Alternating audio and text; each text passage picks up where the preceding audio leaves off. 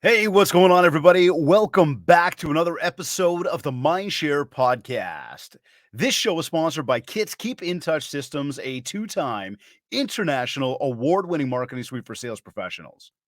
Gray Media, Ontario's premier social media management, marketing, and content creation company. And REM Real Estate Magazine, Canada's premier monthly magazine for real estate professionals. Learn more about our sponsors by visiting my site, mindshare101.com.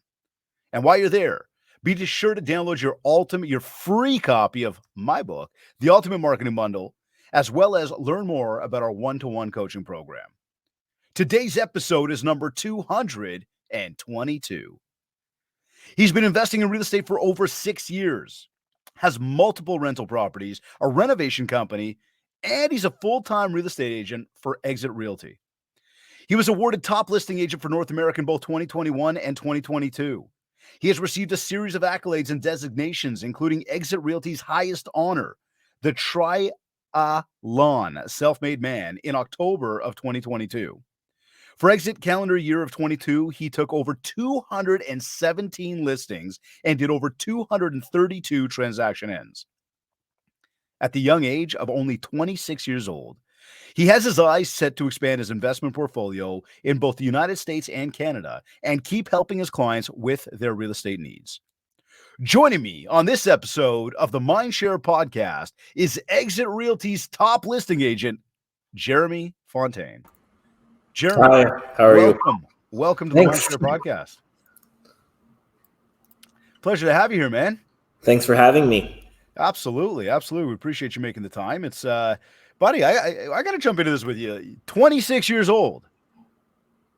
Yeah. You seem to have a lot on your plate right now. I mean, closing 232 ends last year on top of everything else you're doing in a day. I mean, I guess the question I got for you is like, what does a day in the life of you look like? What kinds of activities are you focused on every single day? It depends. Obviously, every day is different. Some days are more relaxed than others. Obviously, I'm a single man show, which we'll talk about later on in this podcast. Yeah. But it usually starts around 7, 8, and it can get done at 11, 12, midnight, 2. Just keep rolling, eh? Day to day. You got downtime in between any of that?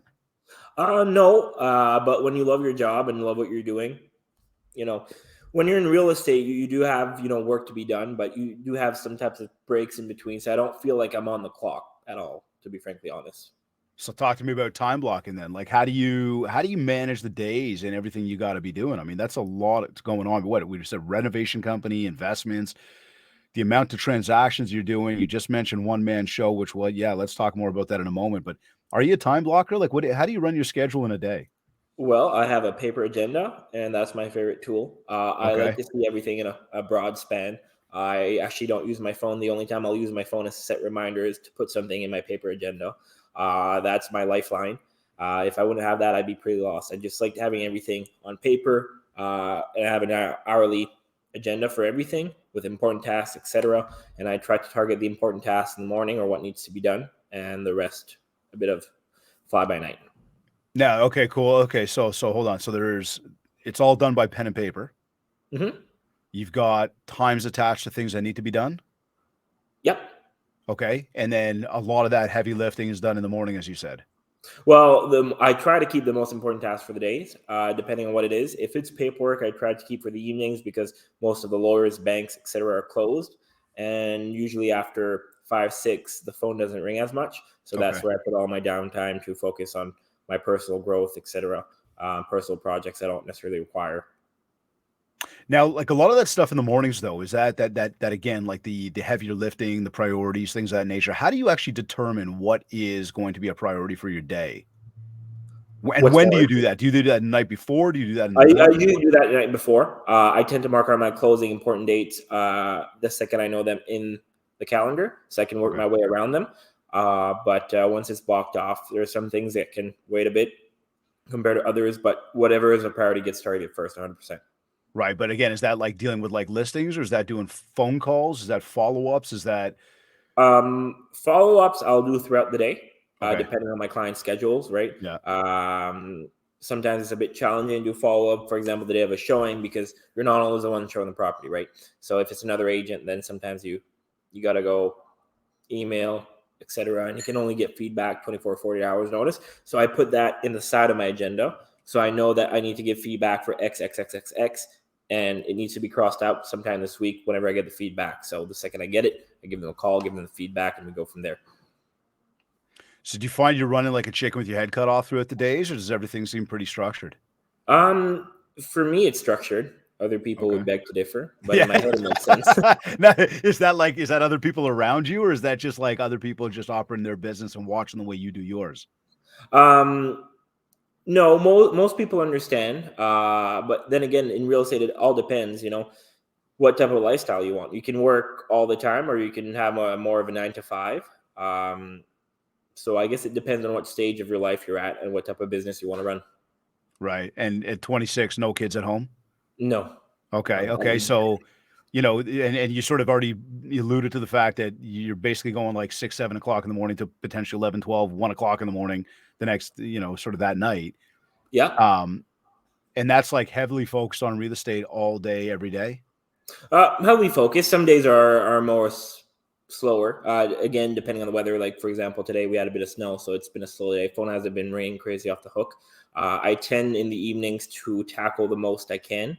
If I need to send paperwork or do whatnot, I send emails. My clients, hey, or I shoot them a text or give them a call. I just sent you this amendment. Can you sign? And I tend to do that all at night. So the next day, I'm focused, because the day itself will bring in new leads, et cetera, et cetera. I can get a call, for example, in 20 minutes of a new listing. Well, I'll have to, take time, take that call, answer, et cetera. I could be out giving CMAs, et cetera. So obviously a closing takes place over a CMA. I'll put the CMA or something of the sort whenever it's convenient for the potential seller. But I'm not going to move the closing inspection or anything of the sort, or home inspections, in order to fit a new client. Okay. Fair, fair, fair. So now tell me this, like, I asked you before we got on air, are you a hockey fan? You said no. Like, you're Not not a really. Leafs fan. Wait a sec. I No, should probably clarify that. Are you a hockey fan? not really. No. Okay, cool. I mean, then we'll just call you a Leafs fan anyways. That's Okay, okay. fair, fair. But outside of real estate, what else is happening? Like, forget about like the investments and the construction or whatever, renovations. But like, are you into other stuff outside of real estate? And where I'm going with that is from like that enjoyment of life, that work-life balance. Is there something else that you're up to, or are you work, work, work all day long? I'm work, work, work, work. But I do take times on the weekends. I try to tackle the most of my work days and heavy work days during the week, to have a bit more downtime on the weekends. Lawyers are closed, banks are closed, so obviously you're not going to get those types of not income problematics coming up. Oh, financing isn't approved. That's a Monday issue. The bank is closed, so I tend to tackle everything that needs to be done during the week, and on the weekends spend a bit more time with my friends and family. And what kind of stuff you like? Do you normally do? Like, have you got like something you're involved in on a regular basis? And where I'm going for, like, are you involved with other people outside of like, again, for me, I brought it up a few times, but I play hockey. I play hockey twice a Yeah. week. I coach hockey, so I'm around like a network of people within that ecosystem. Have you got something else you're doing outside of real estate that you're involved with The people? entire friend group is pretty much people like me. Cool. So the conversation of business is always at the table, whether it be morning coffee or beers at night. It's Yeah. business growth, improvements, et cetera. What's going on? I'd say 90% of my friends are extremely business oriented or self Nice. growth oriented, and that's who I choose to spend the most time with. So yes, we do other activities. We take small vacations here and there, but most of the time it's strictly business or improving. Or even when we're having a beer or something of the sort, the conversation is, how should we do this? How could we improve this, etc. So I'd say most of my life revolves around business. That's kind Okay. of all I know. Yeah, yeah. No, listen. I mean, you know what though? They say that if you're the smartest person in the room, you're in the wrong room, Right. right? And it obviously seems like you're surrounded by a bunch of buddies of yours that maybe you've grown up with that are all pretty focused, and therefore there's some very collaborative, powerful conversations being had to help you kind of get to that next place in your own personal business. Yeah. How long have you been in Southern real estate for? 6 years now. I've had my license for 6 years. Yeah. I've been active for roughly 4.5, I'd say. So if we go back, let's say 4.5 or even 6 years ago, and I said, what was the first thing you did when you got into this business to try to build your business? What was the first thing you did? Like, you got licensed. Now what? Bought my first rental property. So you didn't even actually go after clients right now. You just went in and bought a I rental bought my property. first. Originally, I got my license to buy investment properties. My mentor that was Okay. coaching me, that was like, why would you be paying commission to another agent if you're going to be buying and selling your own buildings? You may as well get paid yourself. And he had a valid point, so that's why I got my license. And originally, it was only for that. But I did one transaction, and then one transaction turned into 2, and then 4, 8, 16, 32. And before you know it, it was a full-time gig. And was that just when you say 1 to 2 to 4 to 8, was that you doing investments for yourself? No. That was transactions, like real estate transactions, right? Okay, So, gotcha. buddy found out I had my license. He's like, "Oh, I'm shopping for a home." Sold him a home. Then he referred me to his buddy, and before you knew it, it was kind of a little snowball effect of. I'll be honest, my plan in life wasn't to become a real estate agent. Haha, That go was figure. nowhere near my intentions or anything of the sort. I never dreamed to be a real estate agent, but it's become my life, and I love it. So what was the plan, to be an investor? Yeah, 100%. Gotcha. So where did the dollars come from? There was obviously stuff you were doing prior to getting in that gave you some cash flow behind you to be able to go out and buy those investments. Stocks, part-time jobs, Okay. etc. I was studying finance at university. I was 3.5 years in, and then I dropped out to do this. So that was kind of a shocker for the family. Yeah. Black sheep moment, but panned out. Interesting. And then the investments themselves, is this like multifamily? Is this? Multifamily. You said this was podcast number 222? Yes, sir. Fun fact, my first rental property, the address is 222. Go figure, man. Yeah. That's fun. And the meaning behind that, and my friend told me the other day, she's really into all that stuff, is right place, right time. That is cool. Okay. Interesting. So you sort of fell into that, and then I guess right place, right time is kind of how the real estate part of the business built out. Yeah, exactly. Now you had mentioned off the top, forgive me, I don't even know if we were on air when you said this to me, but I'll ask the question, just to kind of let you expand on that. I mean, again, Yeah. dude, 232 transactions in one calendar year can keep an individual incredibly busy. Yeah. Do you have a team, an admin, anybody helping you? No, I'm a lone wolf. A lone wolf altogether. Altogether. So how Not are you true. managing? I did How are hire you a friend managing of all mine. that? I did hire a friend of mine to help me with my Christmas cards, but apart from that, I'm a lone wolf. So you're talking deal processing, servicing clients, doing follow-ups, making phone calls, generating new opportunities. There's nobody there helping you with scheduling. There's nobody there helping you with paperwork. This is you, yourself, and you. Yep. For me, it works. You've probably made me speechless for the first time in 222 episodes. For me, That is just crazy, works. man. The system is in my head. I know, for example, my listings, I'll prep them the night before at 11, 30, 12. And when you do constant, repetitions of remarks, script, they become such a custom that it doesn't take it. I can write a full, 1,500 character script in 3 minutes, completely detailing the homes, the neighborhood, etc. It's become so accustomed. I know what people are looking for based on comics, etc. So I can put a 10 out of 10 description in under 3 minutes. Right. And that's just through repetition and consistency. Consistency. Follow-ups, a lot of people, our office puts everything in Dropbox. So I'm able to check the Dropbox for all the properties, check the conditions, see when things are due. But I tend to keep every deal in my head. I know, for example, Leicester Street conditions are due next Friday. And How do you keep every deal in your head when you're doing that many deals? I just do. I don't know. It just makes sense. They get stored.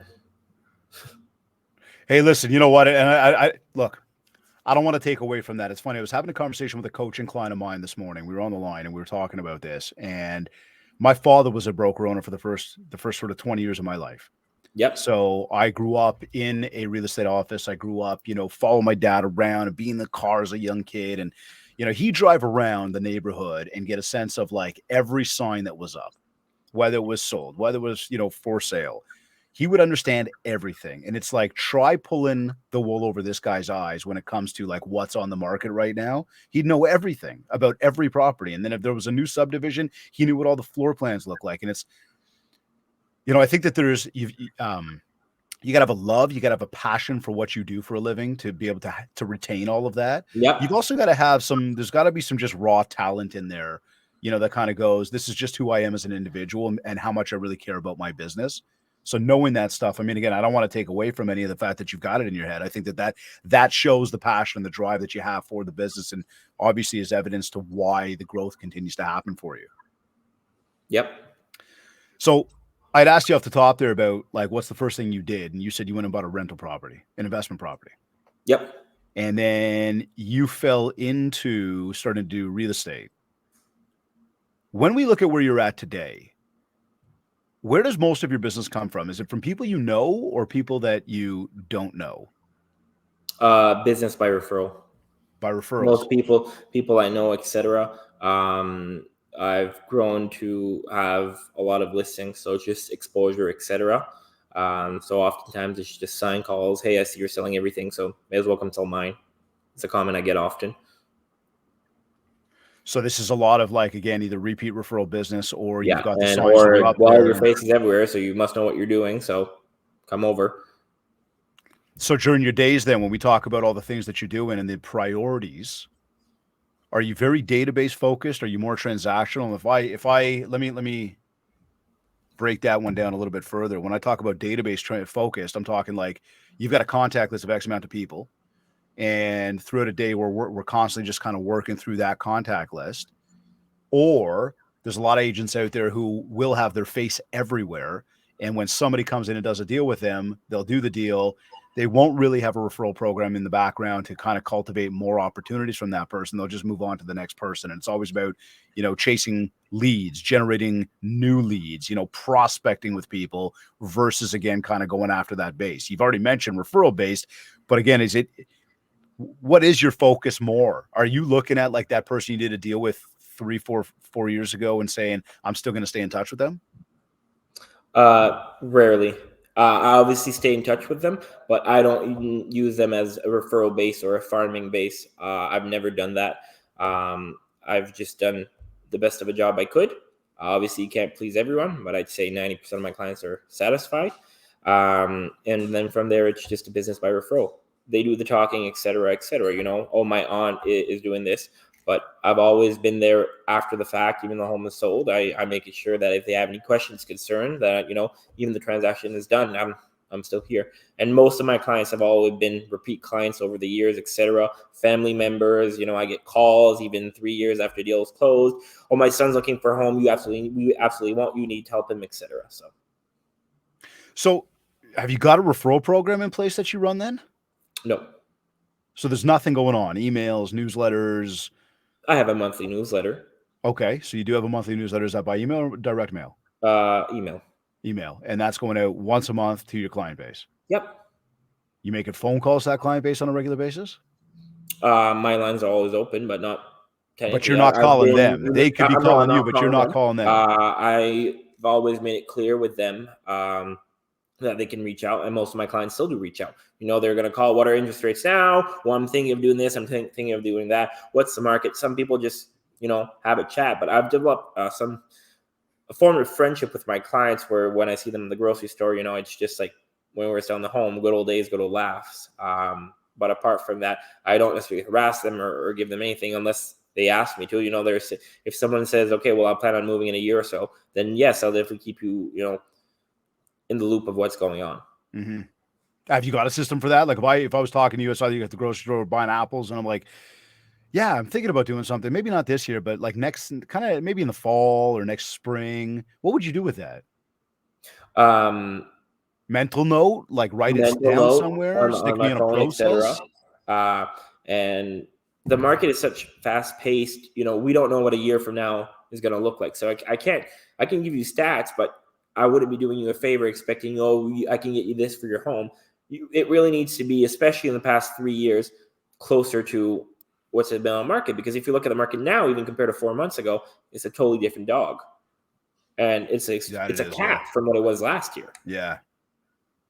Right. But So, again, but if I tell you that I'm interested in doing something, how do you, like, I guess where I'm going is, like, you're doing all this business, right? There's a lot of opportunity there. And I'm already looking, going, if you haven't got a proper referral program in place, I think you could double your business in a year just by having a referral program in place. And I'm talking just more keep in touch, building more mind share with your audience. Not that you're not doing enough. yeah.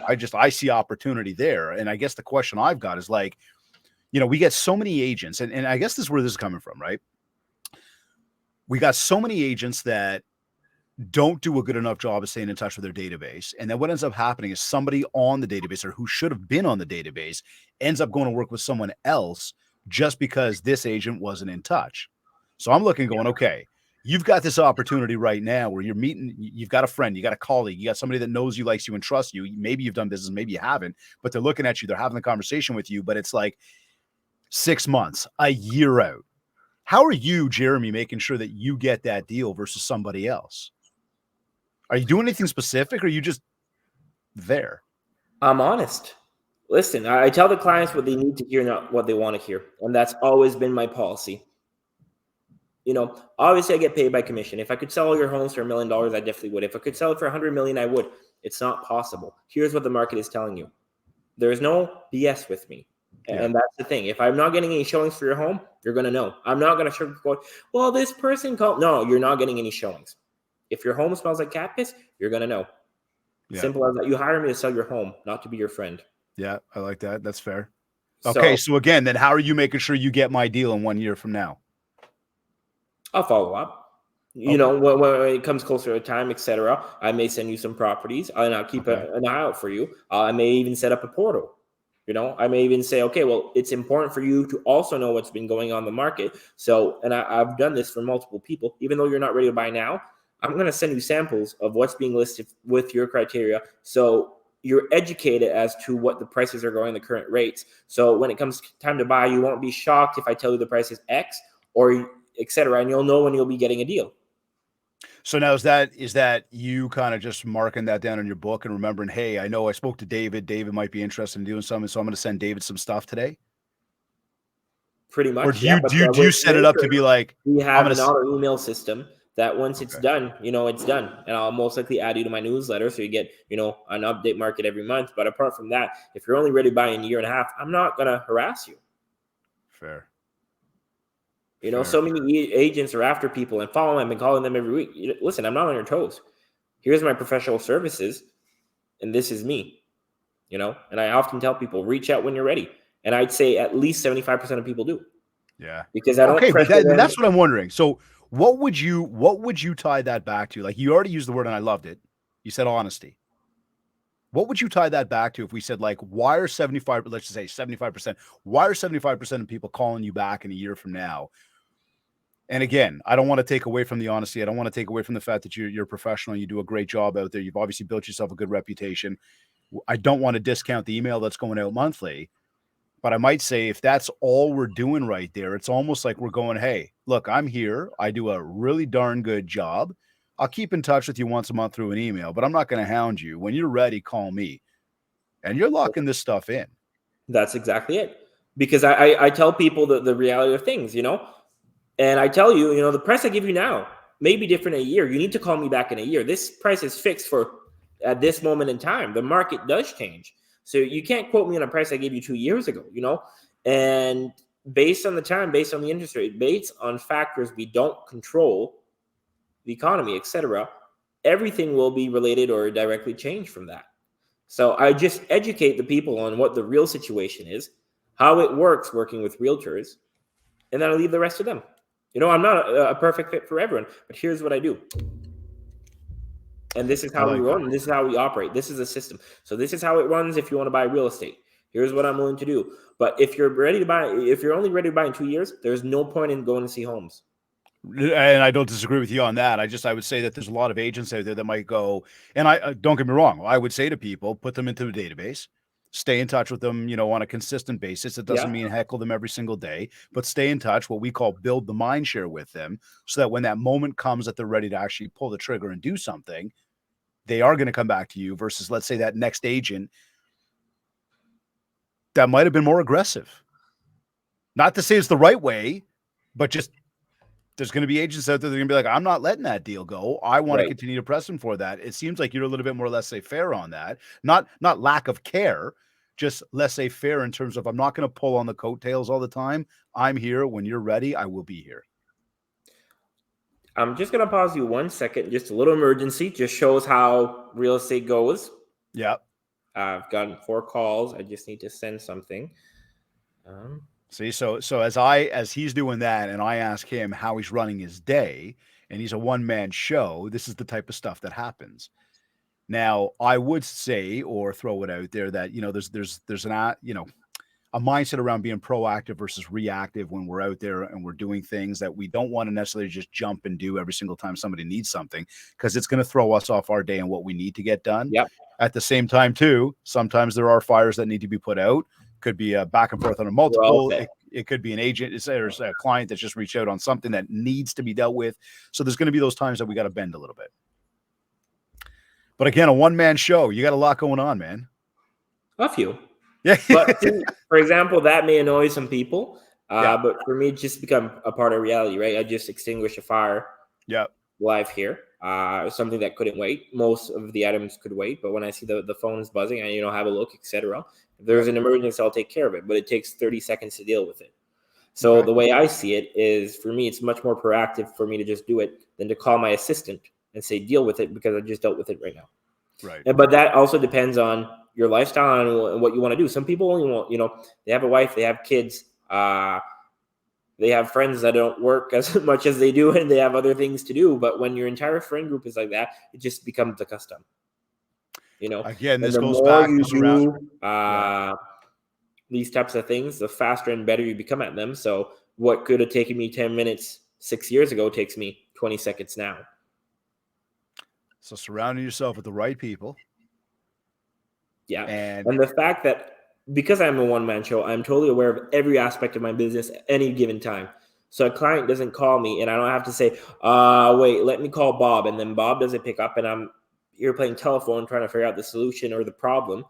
And I know everything. So most of the time my clients call me, and I'll say it's already been taken care of.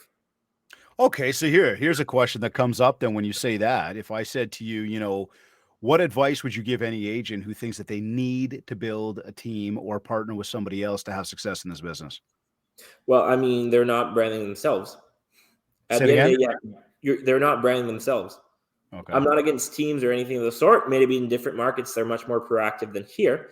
But the reality of the situation is a lot of people find comfort, or they're not maybe comfortable going out there, putting their name alone. So when they're 2 or 3, it's like, hey, it's us. And that's great. Some teams work great, but I just feel like most of the time, one person on the teams ends up cutting the slack for all of them.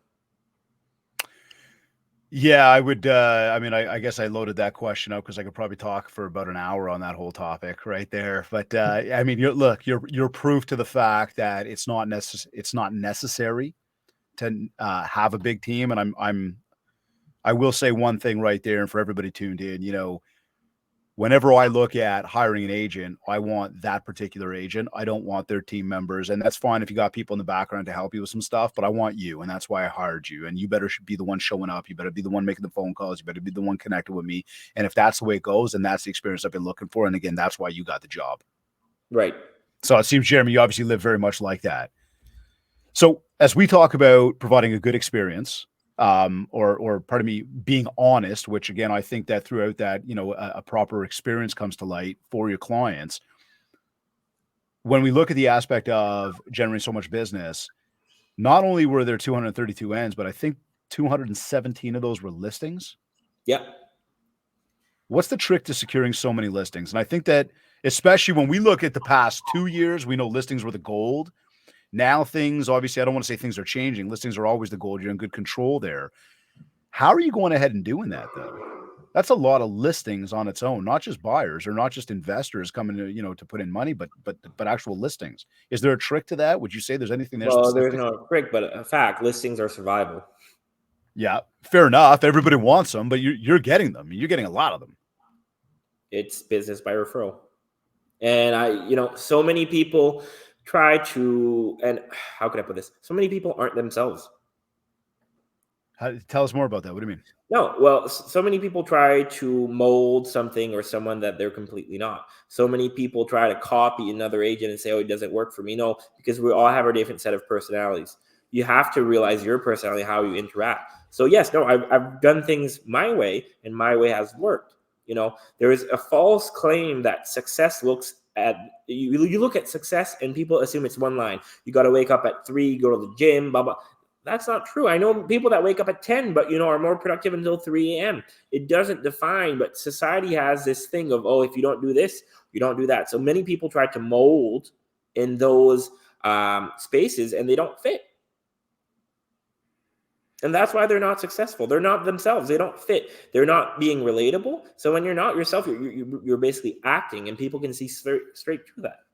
So hold on. Are you telling me that taking a picture in front of a Lamborghini dressed in a nice suit, which the Lambo's not mine, Yeah. and the suit I just bought, and I do this little look up to the sky, that's not going to secure me more listings? No, not at all. But you have to realize, and that's the issue, okay? But dude, talk to me about that, because I know when it comes to social, hold on, let me just say one thing. When it comes to social media, and this was something that Joyce Perron told me, I need you to talk to Jeremie, because he's doing a ton of business. I don't remember exactly how she worded it, but he's not all over social media. He doesn't and I know that you've got your stuff up there, but you haven't got this and I'm not saying this in a bad way, but there isn't some fake presence from you on social. It is what I took from it, your business. Your business. That's it. And I'm not downplaying that in any way. So, I don't want you to take that the wrong way, or anybody listening to take that the wrong way. In fact, what I'm trying to do is almost overemphasize the fact that, to what you just said, being real about who you are, doing it your way, and definitely making sure that you're not putting on some facade in front of people that paints you to be one guy when you're really another guy. 100%. Talk to me about that for a second. I feel like that's the issue. It's not that there are so many posers. People will pose in front of a car and say this and have this suit. Listen, if it were up to me, I would show up to conventions and meetings in a hoodie. 100%. And I've done so before. I've been told to go change, but the reality is you don't need that. That's not a byproduct of your work. When people say, oh, well, you don't have this, you don't have that. No, but I have the numbers to prove what I did. And that's enough for me. And once you get to a certain level, it's not about having the Lamborghini or whatnot, because once you can afford it, it becomes a lot different. You have these goals and et cetera, but I'm not going to go spend $250,000, $300,000 on a car so people can say, oh, Jeremie Fontaine sells real estate. He has a Lamborghini. It's a stupid investment. And it can have the opposite effect on a lot of people. This is what people don't realize. So if, for example, you're in charge of a bank and you pull up in a LaFerrari or Ferrari or Bugatti, well, the people with very minimal deposits in the bank will say, well, obviously we know where the money is going. So it can actually have a contrary effect to what people are looking for. I don't say you need to be professional for a certain clientele, etc. And that if you're going to list a $3 million home, you shouldn't show up in a rusted Honda Civic, which took me a while to learn. But it's the reality of you need to adapt your clientele. It's not about doing the show, etc. And that's, again, coming back on the fake, how could I say, situation where people think success is, right? They see a Lamborghini, they assume successful. I see a Lamborghini and I think to myself, okay, well, he potentially can afford it, but he can also borrow all that money. Well, that's the other thing. It doesn't too, define right? success. It doesn't mean you're a millionaire. You can buy a $200K car if you want. You're going to be paying like crazy, but it doesn't necessarily mean you're successful. And people assume that materialistic things grant them success and grant them status, which in my opinion is not the thing. Not that I think you should be, depriving yourself of things like that. I just feel like there's too many people reaching for those goals and acting like posers online and, not faking their numbers, but, putting this and doing that, or look at me. Listen, your numbers talk, and they're much more powerful than you standing in front of a Mercedes. So what's your take on the whole fake it till you make it? How can I put this? You need to present. You put it any way you want. This is the Mindshare podcast. Okay. Well, I believe in manifestation. I believe everything Okay. that happened to me was due to manifestation. I'm a I love strong that. believer in that. I've completely basically isolated myself from anyone that was negative, or I spent extremely little time with people that are negative. Um, Mindset has become a big thing. I'm not perfect in every aspect, but I try to master or surround myself with people that may have some of the skills I'm missing so I can learn off of them. Um, Fake it till you make it has an extent. I feel like too many people are spending more time editing a picture of them in the Mercedes than actually doing the work. Yeah. When you manifest things, opportunities will come, but you need to do the work. It's not winning the lottery. It's 18-hour work days for the past 5 years. It's sleepless nights. It's stress. It's taking on risk. But people don't realize that. People just see success and they say, "Oh, he has a Mercedes, he has a BMW, etc. He's made it." No, that's false. And so many people will go into debt and get these things and say, "Oh, look at me, I made it," while not doing the work. I'm not saying you can't fake it, but do the work, folks. That's where most people miss the entire boat. They think that buying that Mercedes and faking it without putting any work, that work will magically, fall into their lap and they'll become a multi-millionaire and retire by 35. That's not the reality. Life will give you the ingredients you need to bake the cake.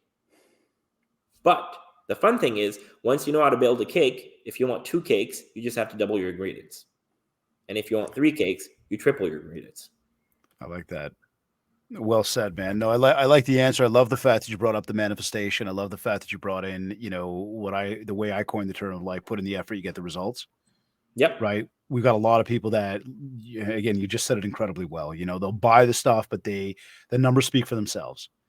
And that's something that everybody really needs to pay a lot of attention to around how they're running their business, is that the numbers really do speak for themselves. And, some folks will look at the numbers, Jeremy, and think that, well, my views on my video or my followers, right? And if I've got more followers, if I got more views, I'm going to be more credible to other people.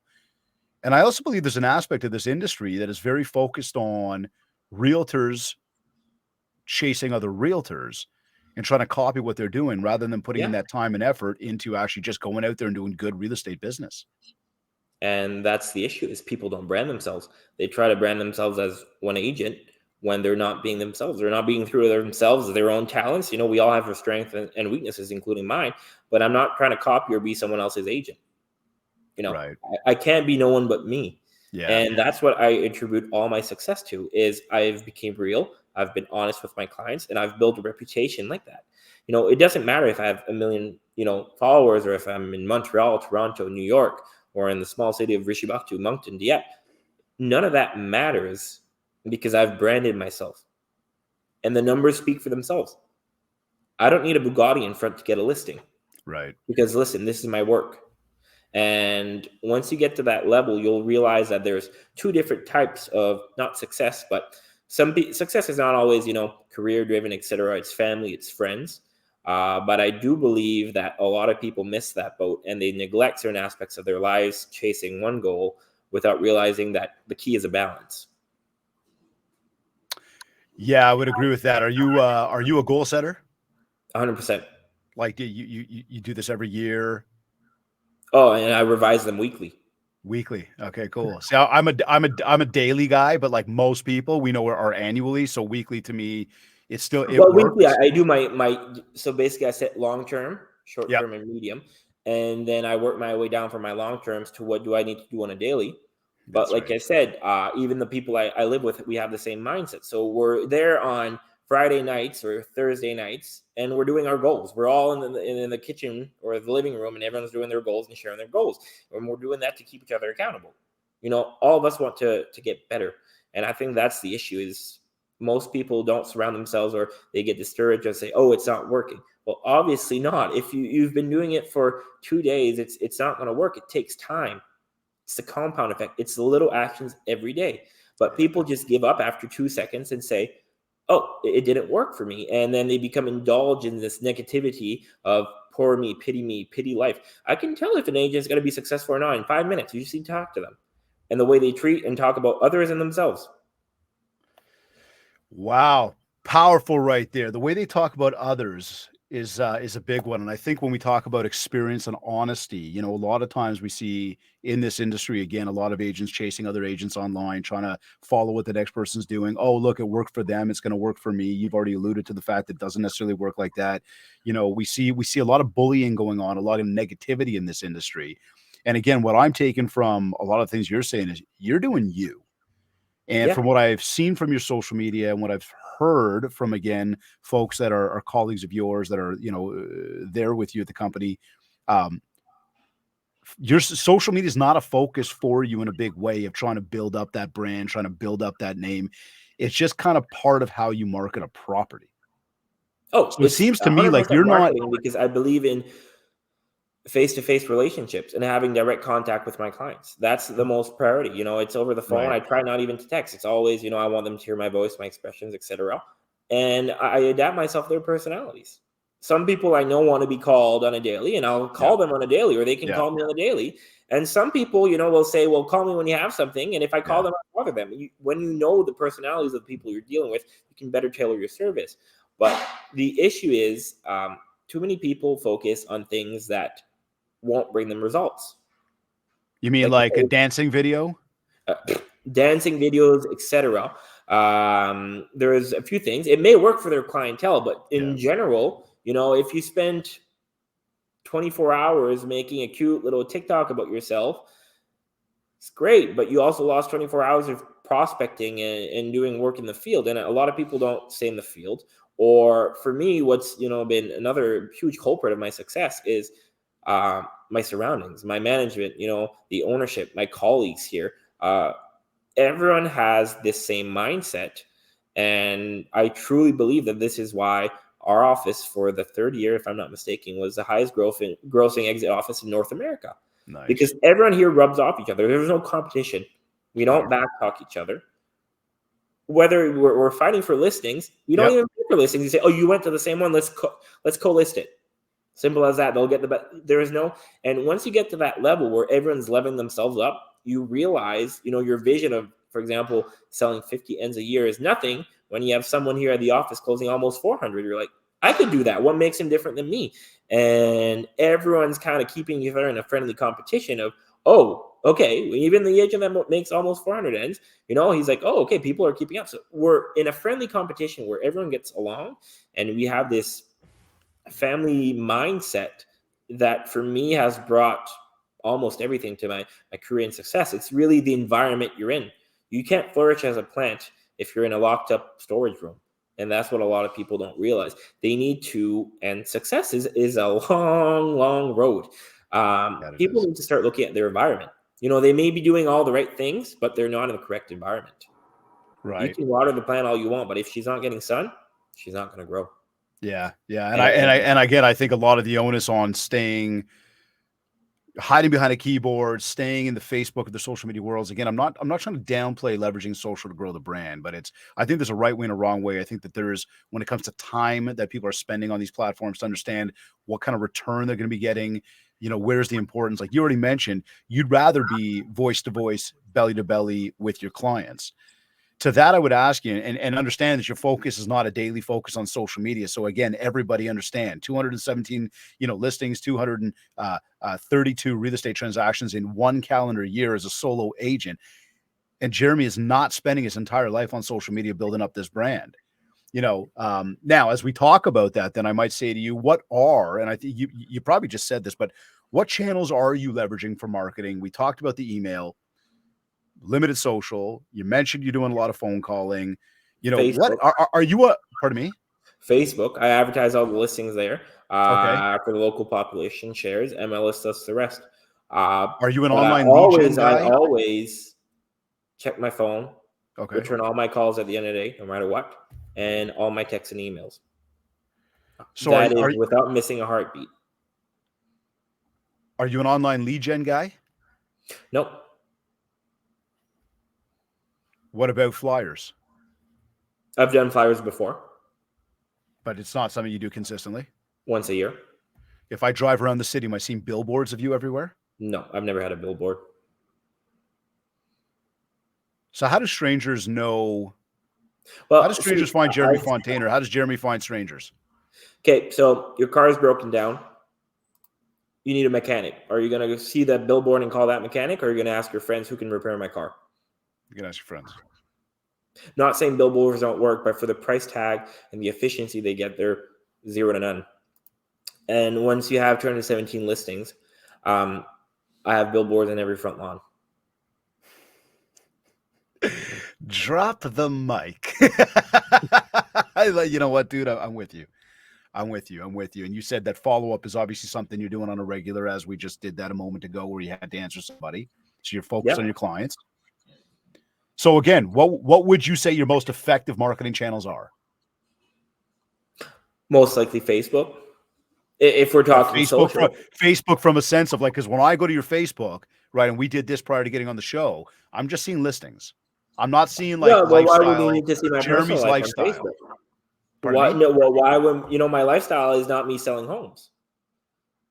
So many people say, "Oh, you should show your entire lives." Listen, you're a real estate agent. You're selling homes. No one necessarily wants to see what you have for breakfast. I'm not, bashing anyone that does that. Yep. But at the end of the day, I feel like the Hollywood media has influenced people in thinking you need to be this in order to be successful. It's not true. However, you have to keep in mind that can also be depending on the markets. I'm not in Toronto, so it may be different in Toronto. But I know what works here in my market, in my niche, and it's not that. So I may have success doing this, but this all goes back to your environment. So maybe in Toronto, you have to do this. Maybe, it's not as, effective to just not have billboards, et cetera, et cetera. But at the end of the day, I just feel like you need to know your market, need to know your area and what works best.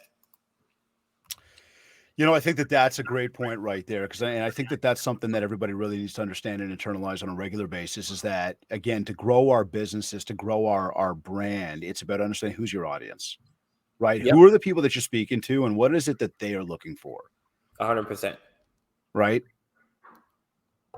Now, phone calls are your bread and butter. The signs on the lawns are your bread and butter. The experience that you provide to clients, the honesty you bring to the table, that's what you're relying on to grow your business. Well, you have to be real. Yeah. And so many people are, people, you can tell when someone's being fake. You have to be real. You have to be relatable. People don't want, some of that. They're hiring you as a professional. They want honest opinions, honest answer. You have to be real. You can't be someone else you're not. And it shows when you're not. And I truly feel like those are the deciding factors when people, pick another agent or do another agent, or you say, oh, you may lose a listing. Well, how well did you relate to those people? Were you being your true self? This is what happens, because a lot of people will pitch not fake things, but they'll put a mask on and act like someone they're not. And it's coming back to what I was saying earlier. It's irrelevant because people can smell right through you. Yeah. Have you ever had a time where things are incredibly slow for you, or things are just not as there's just not as much action happening as you'd like?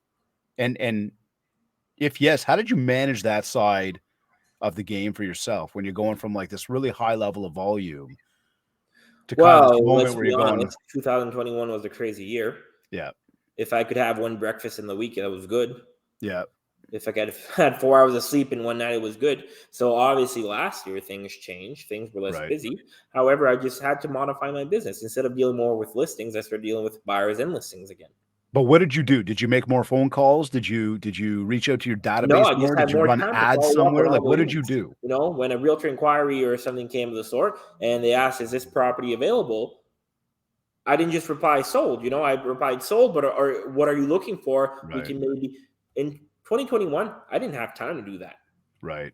It was sold to everyone. Send. Didn't have time to farm, etc. And it was hard to work with buyers because we had extremely low inventory, extremely low interest rates, which means demand was skyrocketing high. So when you had someone pre-approved for 300 and the home was going 375, you could show that person 20 homes and they weren't getting any closer to getting a home. But now that we're more in a balanced market in the Greater Moncton area, it's much more easier for buyers now to get in the game. So a bit more conversation with people, a little bit more probing, question asking, not just being one word answers or quick replies, but this is trying to engage people in a conversation. 100%. And you have to keep in mind, in 2021, I was a complete listing agent. Right. You had very little time. The only buyers I had were the people that were buying my listings. Right. But again, now that we've got buyers coming out, it's about Oh, I'm probing. It's about 50/50 asking again. If you look at my more numbers, questions, though. I'm back in the field. I'm showing homes, etc. And I just feel you need to tweak your business depending on the market. Right.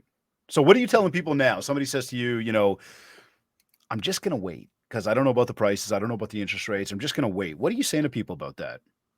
Well, first of all, in 2020, we thought we had reached the peak of the market. Right. I remember people were, oh, it can't go up much higher than that. 2021. We don't know what's going to happen. Okay, we don't have a crystal ball. If we all had a crystal ball, all of us would be multi-millionaires and retired. Okay, the economy is this weird, beast. It can do anything. It can stabilize. It could go down. It could go up. No one knows for sure. We have indicators, but we don't know 100% what's going on and what's the reality of things. So I just tell them, yes, interest rates are high. However, prices compared to what they were 5 years ago are still up by a lot. Yeah. You had that home that was worth maybe 5 years ago, 85,000, that during the peak of COVID may have been worth 210. And now it's worth 75 or 80 and 180. I mean, 175, 180. And people are saying, oh, the market went down. No, the market is still up. There's corrections happening, but it's just like a stock. You can't time when to buy and sell an Apple share to maximize the profit, So when it comes to that, I tell people the market is still fairly active. We have low inventory, great time to sell. And even for buyers, things are still selling because here we're in a niche where most of the homes are still being purchased cash. The average home price is $289. It varies from $289 to I'd say $310, $315 a month in the Greater Moncton area.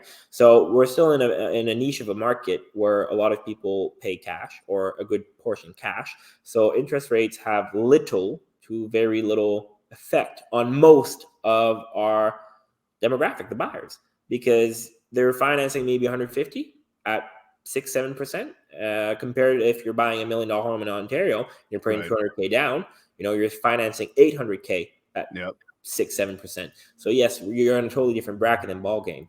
But for the most part here, I encourage people, things always sell and people always buy. There's no way to perfectly time it, but we're not in a horrible market. Yeah, I would agree with that right now. I don't think we're in a bad market whatsoever. Now, what would you say to any new agent that's getting into the business, let's say right now, or maybe that even got in over the past 2 years when things were ridiculously hot, and now they're sitting there going, I don't know what to do. They're looking for answers. What advice would you give to them? Go back to the basics. Back to the basics. A lot Which of people you would break down as what? Make your phone calls? Make your phone calls, do your follow-ups, go door knocking. Most Ooh, people but I don't like door knocking. Door knocking, like that's beneath me, man. I don't want to knock doors. Then quit. If you're not ready to put in the efforts, quit. Yes. That's what it is. You're not supposed to like it. It's out of your comfort zone. But if you want to be a successful real estate agent, you can't pick and choose. You can't pick and choose the success and not, deal with the bad parts. If you're not comfortable with that, quit. Save your money. Stop paying your monthly fees. I like that. I like that. I like that. I don't need to bore my listeners with my view on door knocking because they all know I support it 1,000,000%. So I love what you just said there. No, well, it's the reality of things. And every time you feel that little thing of, oh, it's not for me, that means it's out of your comfort zone. And every single time you'll do it, you'll grow as a person because it's out of your comfort zone. So instead of using that as, I can't do it, use it as motivation. You know what? I feel icky about this, which means it's out of my comfort zone. So you're going to expand your comfort zone. But if you're not ready to expand your comfort zone, if you're not ready to call the shots, if you're not ready to put in the work or do the things you don't want to do, then you're not, born to be an entrepreneur. You can be taught a few things, but you need to learn to let loose and do those things. Because if not, you're going to be, on doodling your face and, putting ads out there, but it's going to have very little effect. You're not generating leads, good, solid leads.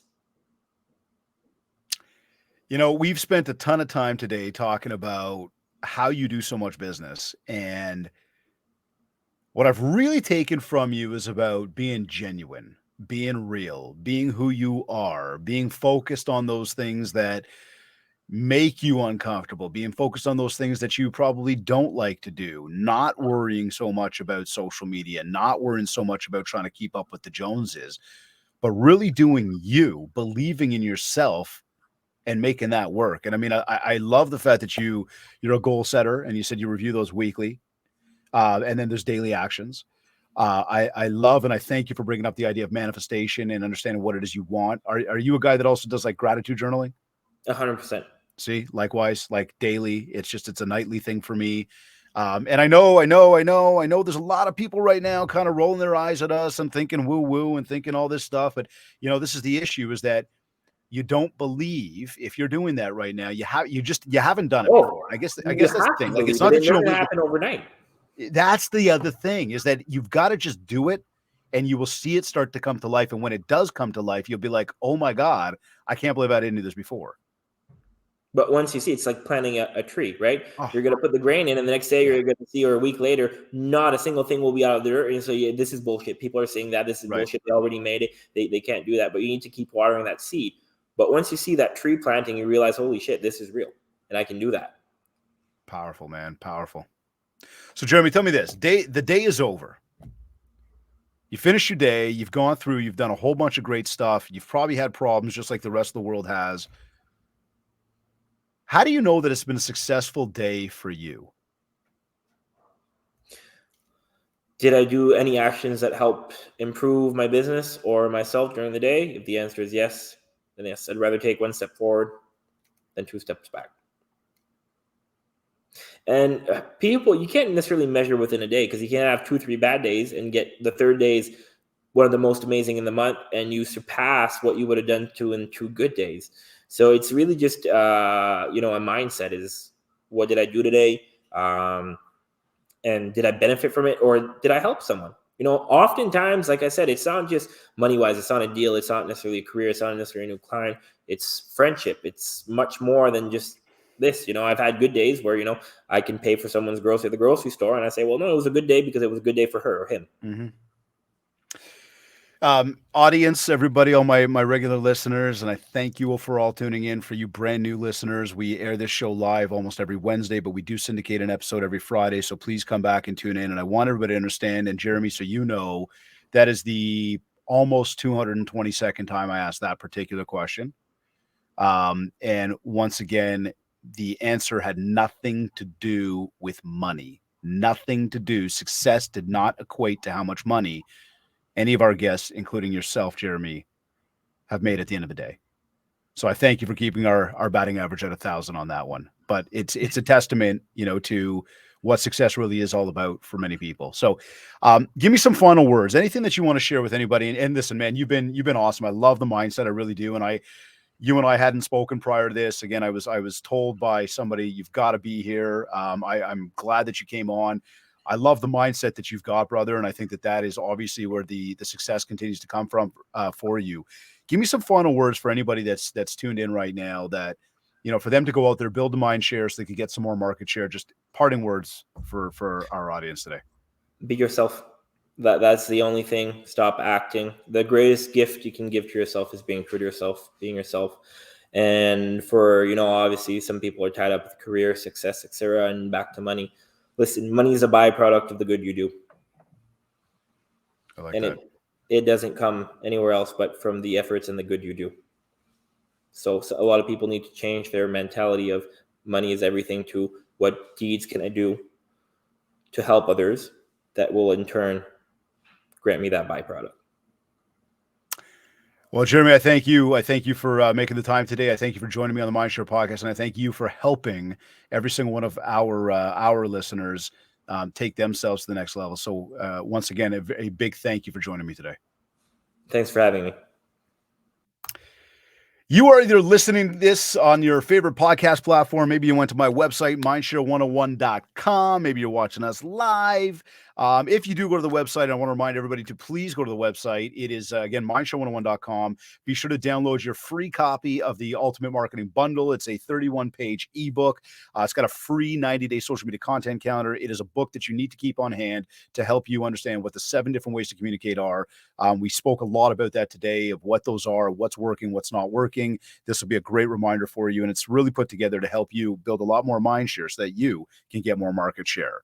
A reminder as well that if you want to talk about personalized one-to-one coaching, potentially an in-person keynote talk for your upcoming event, ongoing virtual momentum training, get in touch with myself, get in touch with my team. We'll set up a consultation call. We'll learn more about what you're looking to achieve and how we will help you do just that. Don't forget, please, if you enjoyed today's episode, if you enjoy the Mindshare podcast as a whole, we ask you to please take a couple moments, go over to ratethispodcast.com/Mindshare101. You can connect to iTunes, Spotify, any of your favorite podcast platforms.